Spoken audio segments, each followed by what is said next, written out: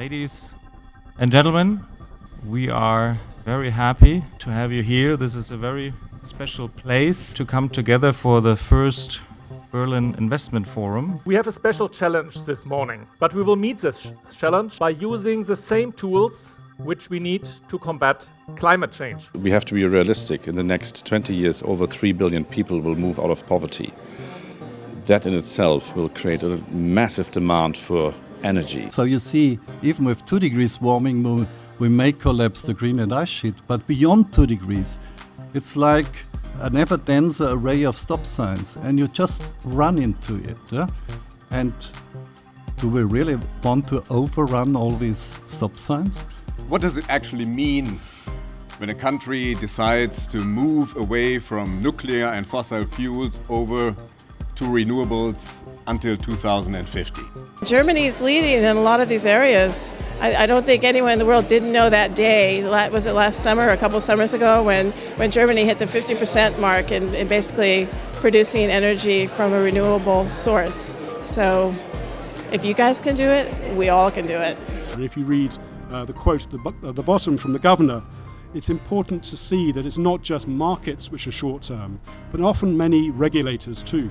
That actually the regulatory horizon from central banks can be quite short, 1.5 to 2 years, and therefore regulators and perhaps also investors face a tragedy of the horizon. How do we overcome this short-term time frame when we are dealing with climate change? For us in Germany, it is absolutely obligation and a must to prove that the Energiewende is not only a far vision, but it is reality here.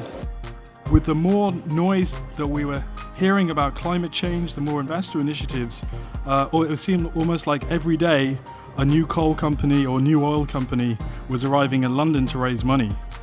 And this was in fundamental contradiction. How could it be possible to be moving towards tighter climate agreements whilst the city, the financial institutions, seem to be going in the opposite direction? The nice thing is you make a lot of money investing in renewable energy, 7% on debt, 20% on resource efficiency. So make money, it's easy, make money, and it's the right thing to do because you bring your ethical values in line with your investments. We're all delighted to be here today for this final session where we're going to shift to impact investing.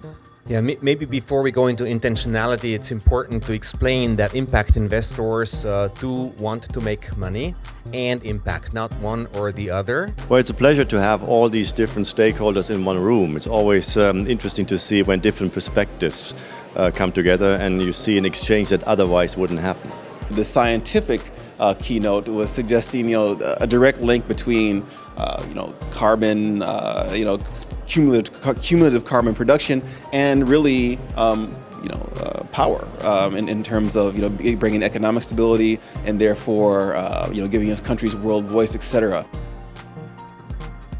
I love the conference so far. It is so smart, current, and provocative that it's making me think about how I'm going to talk to my advisor at UBS about my investing. Being a businessman and an investor, the importance of people like myself to start trying to activate new ideas, new innovations to save energy and to start reinvesting in alternative forms.